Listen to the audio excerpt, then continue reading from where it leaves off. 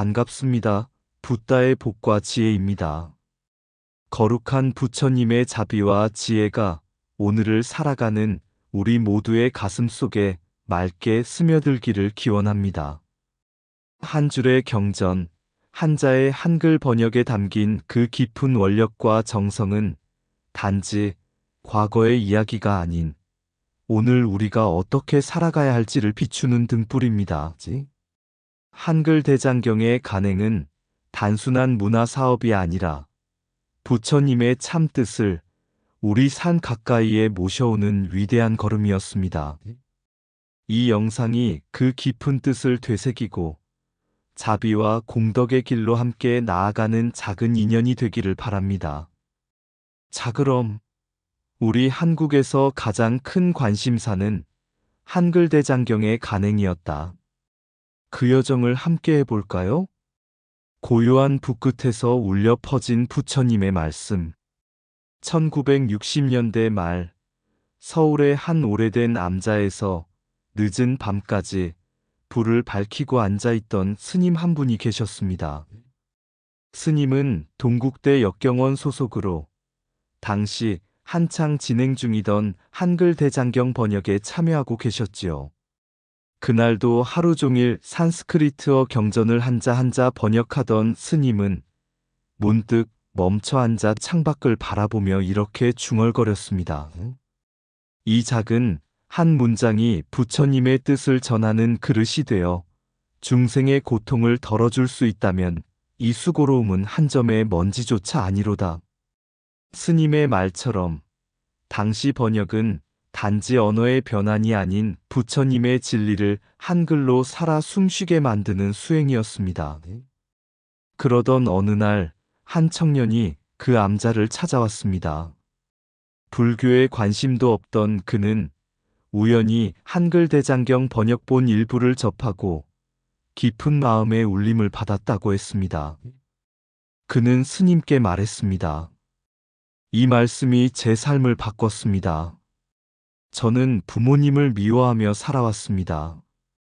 그런데 부처님께서는 마음속의 불길을 끄지 않고서는 참 평화를 얻을 수 없다 하셨습니다.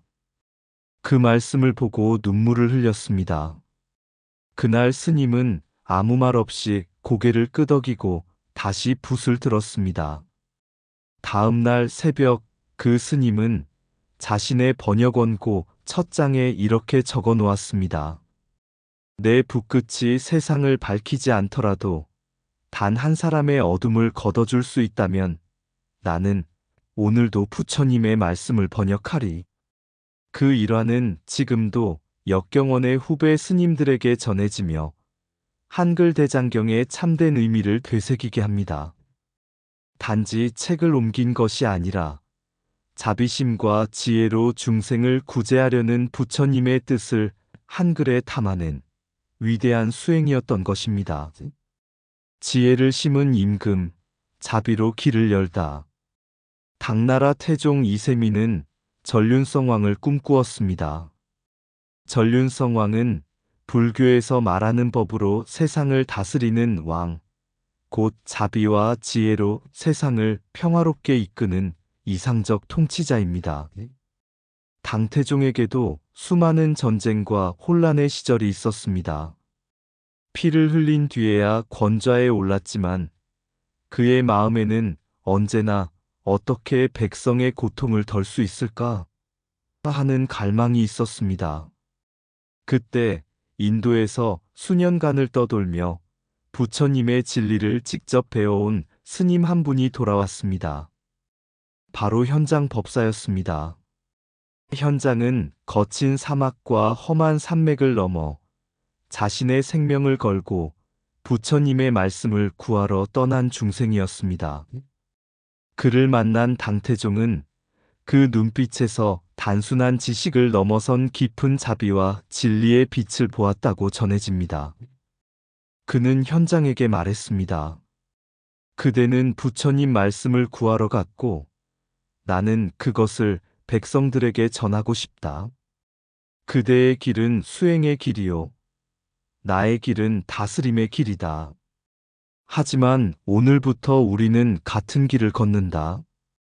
이 말은 단순한 정치적 후원이 아니라 왕이 부처님 뜻에 마음을 내고 중생구제를 함께 하겠다는 서원이었습니다. 당태종은 당시 최고의 자원과 인력을 동원해 대안사를 설립하고 현장을 위해 역경 전용 공간을 마련했습니다. 그곳에서 수많은 스님들이 모여 불경 번역에 힘썼고 대역경 사업이라 불리는 위대한 불사가 시작된 것입니다. 이 일은 단순히 종교의 후원을 넘어 부처님의 자비가 현실 정치에 뿌리내린 상징이었습니다. 한 사람의 지혜로운 수행자와 한 사람의 자비로운 임금이 만나 한 나라의 어두운 마음을 비추는 지혜의 등불을 켠 것입니다. 그리고 오늘날까지 그 불빛은 불경의 가르침으로 역사와 인간의 마음 속에서 꺼지지 않고 타오르고 있습니다. 부처님께서 말씀하셨습니다. 법을 들어 따르는 이는 나를 본 것과 같다. 당태종은 법을 따름으로써 전륜성왕의 길을 걸었고 현장은 그 길 위에 진리를 펼쳤습니다. 그 만남은 단순한 역사 속 한 장면이 아니라 지금 우리에게도 부처님 뜻이 어떻게 이 세상에 실현되는지를 보여주는 거울이 됩니다. 진리는 먼 곳에 있지 않다. 마음을 다해 옮긴 한 글자에 부처가 깃든다. 한 사람의 수행이 천년의 어둠을 밝힌다. 정치가 법을 따를 때 나라가 자비로 다스려진다. 진정한 왕은 칼이 아니라 가르침으로 백성을 이끈다. 붓끝의 노고는 곧 중생의 괴로움을 덜어주는 자비의 손길이다. 불경을 옮긴다는 것은 단어를 바꾸는 것이 아니라 세상을 변화시키는 일이다. 지혜로운 임금은 경책을 다스리기 전에 자신의 마음부터 다스린다. 한 줄의 경전이 한 사람의 인생을 구제한다면 그것이 부처님의 뜻이다. 자비는 큰 일에서 시작되지 않는다. 지금 곁에 있는 사람을 이해하는 데서 시작된다. 말씀을 배운 이는 부처를 따르고 말씀을 옮긴 이는 부처를 세운다. 백성을 위하는 마음이 곧 부처님을 공경하는 공양이다. 지혜는 전하는 이와 받는 이를 모두 밝힌다. 그것이 법의 힘이다. 왕좌에 앉은 자도 법 앞에 겸손할 때 비로소 세상은 평화롭다. 고통 많은 세상에 진리를 전하는 이는 세상의 참된 주인이다. 당신이 불경을 읽는 그 순간 당신 안에 부처가 깨어난다. 1960년대 산업화의 바람이 거세게 불어오던 시대, 대한민국은 가난했고 사람들의 마음은 바빴으며 불교는 그 자리에서 조용히 숨을 고르고 있었습니다. 그때 어느 불교학자가 말했습니다. 팔만대장경이 해인사에 잠들어 있다면 중생들의 마음도 그 지혜를 만나지 못한 채 잠들어 있을 뿐입니다. 한글대장경 간행, 그것은 오랜 수건이었고 부처님 말씀을 오늘날의 언어로 되살리는 일이었습니다. 그러나 현실은 냉정했습니다. 번역할 인력은 적었고 지원은 없었으며 수십만 자에 달하는 경전 앞에 선 불자들은 좌절을 안고 돌아서야 했습니다. 그런 때 한 고승은 정부를 향해 이렇게 호소했습니다. 이것은 불교의 일이 아니라 민족의 문화와 정신을 되살리는 일입니다. 한글로 옮겨진 부처님의 말씀이 없으면 이 땅에 고통받는 중생들은 그 지혜의 빛을 영영 만날 수 없습니다. 그 말이 박정희 대통령의 귀에 닿았고 동국대에 특별 지원이 이루어졌습니다. 그리고 역경원, 부처님의 말씀을 오늘의 말로 옮기는 큰 공덕의 터전이 세워졌습니다. 하지만 그 길은 순탄하지 않았습니다. 한 문장, 한 단어를 옮기는데도 며칠이 걸리는 인내와 집중, 단어 하나에 담긴 교리적 깊이를 되새기는 끊임없는 수행, 그리고 후원이 끊기고 세간의 관심에서 멀어지는 고독함. 당시 역경원에서 일하던 어느 스님은 회고합니다. 우리가 옮긴 것은 단지 경전의 말이 아니라 자비심 그 자체였습니다. 중생이 그 경전을 읽으며 괴로움을 내려놓고 자신을 돌아보게 된다면 그 한 문장이 곧 부처님이고 한글 대장경 전체가 곧 현세의 자비인 것입니다. 그 작업은 단순한 번역이 아니라 수행이었습니다. 부처님이 설하신 자비와 지혜의 말씀을 한글에 실어 다시 세상으로 되돌려 보내는 원력의 길이었습니다. 수십 년의 시간이 걸렸고 많은 이들이 좌절 속에서 떠났습니다. 그러나 남은 자들은 묵묵히 붓을 들고 밤을 밝혔습니다. 그리고 이들은 알았습니다. 지혜는 비처럼 천천히 그러나 멈추지 않고 퍼져간다. 는 사실을 부처님께서 말씀하셨습니다. 법을 듣고 믿고 행하는 이는 곧 나와 함께 있는 이니라. 한글 대장경 간행은 단지 과거의 유산을 옮기는 일이 아니라 지금 이 순간에도 고통받는 중생에게 부처님과 마주하는 길을 열어주는 자비의 실천이었습니다. 그 뜻은 오늘도 살아 숨쉬고 있습니다. 말씀이 살아야 중생의 마음도 살아난다. 경전의 한 문장을 옮긴다는 것은 중생의 어둠 속에 등불을 켜는 일이다. 한글로 전해지는 부처님의 말씀은 오늘날의 자비요, 내 곁의 진리다. 지혜는 책 속에 머무르지 않는다. 누군가의 삶 속으로 스며들 때 빛이 된다. 경전은 종이 위에 쓰인 것이 아니라 중생의 가슴 속에 새겨질 때 완성된다. 부처님의 말씀을 옮긴 이들의 침묵은 세상을 위한 가장 깊은 외침이었다. 자비는 크고 웅장한 곳에만 있지 않다. 묵묵히 붓을 든 손끝에도 깃든다.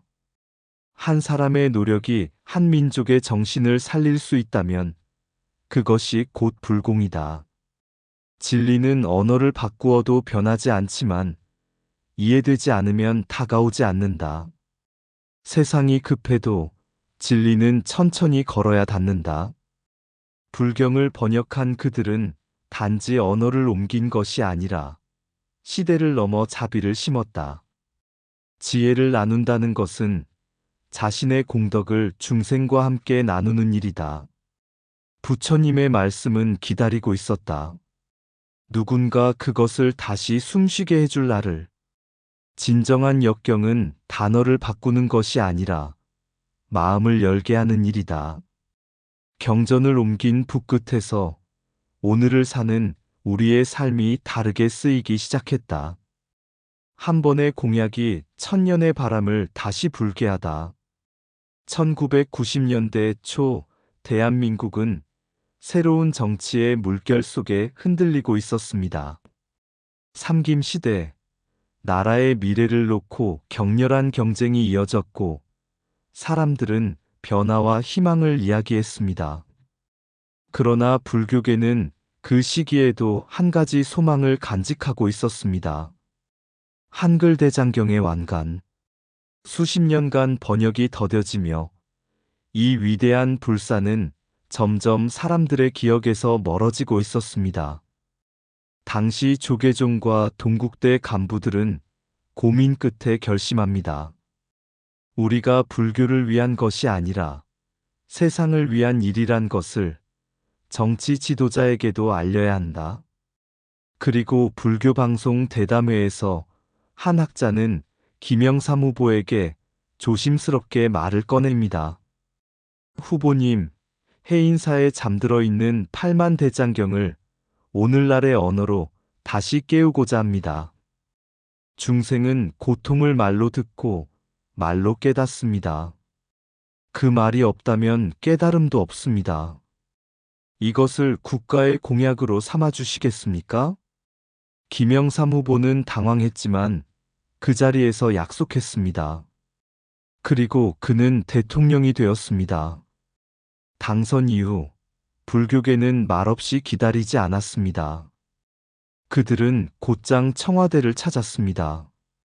대통령님, 그날 하신 그 말씀이 지금 중생의 희망입니다. 말씀이 실천될 때 그것은 부처님의 자비가 됩니다. 김영삼 대통령은 결국 약속을 지켰습니다. 추가 예산이 지원되고 다시 역경 사업에 불이 붙었습니다.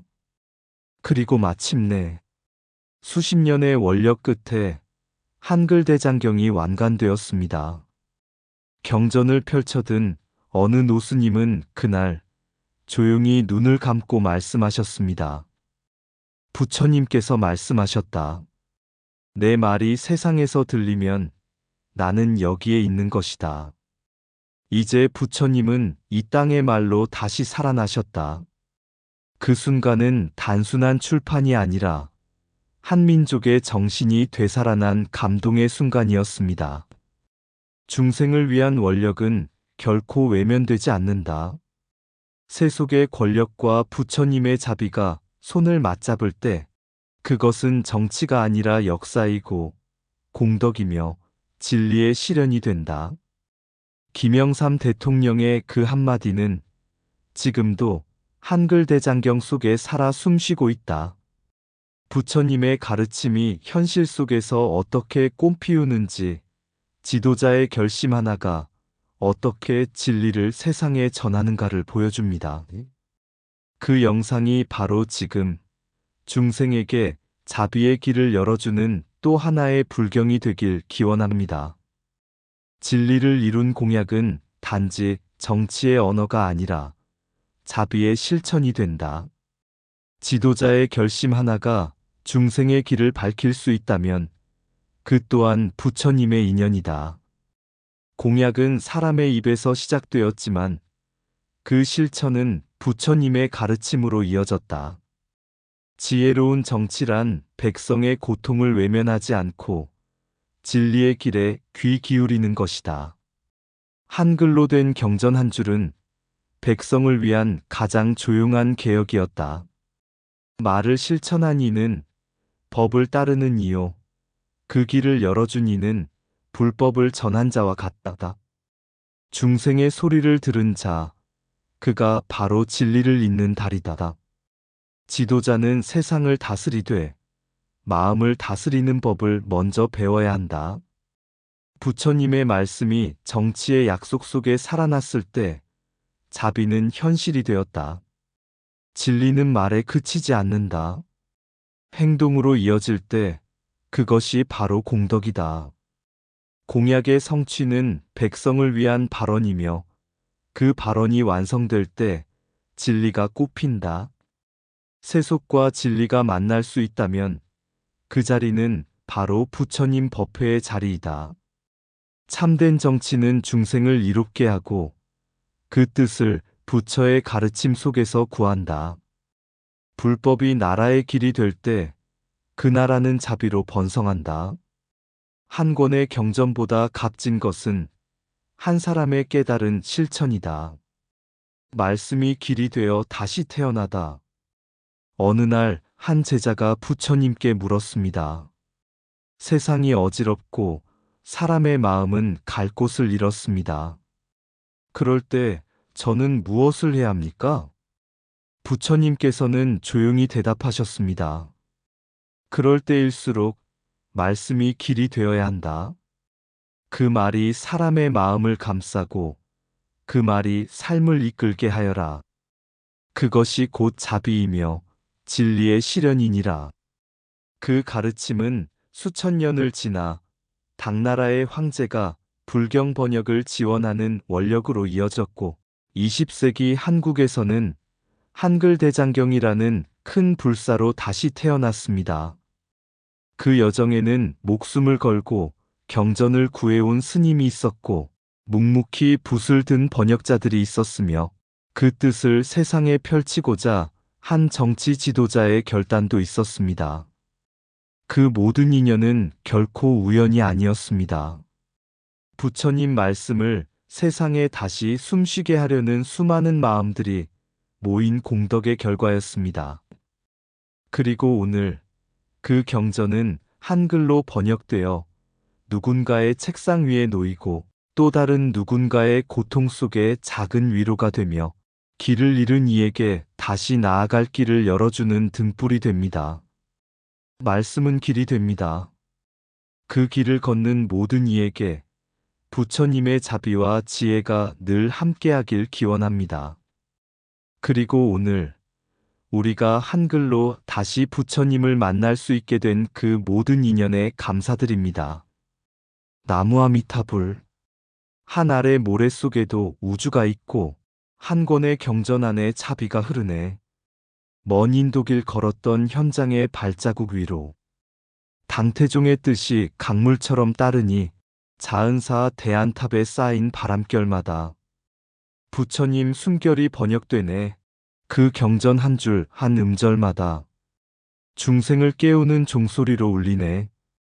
해인사 8만의 숨결을 담은 한글 경전, 그 정성스런 글씨마다 박정희의 결심, 김영삼의 약속, 그들의 마음이 하나의 수행이 되어 결국 마침내 눈물 속에 펼쳐진 진리의 언어, 나라가 지켜낸 불심이란 검보다 단단하고 꽃보다 향기로운 것, 한글로 전해진 부처의 말씀, 그 길 위에 우리 모두 서 있네. 이상 붓다의 복과 지혜였습니다. 오늘도 복지구족한 날 되세요. 구독과 좋아요는 붓다의 복과 지혜를 밝히는 큰 자비의 등불이 됩니다.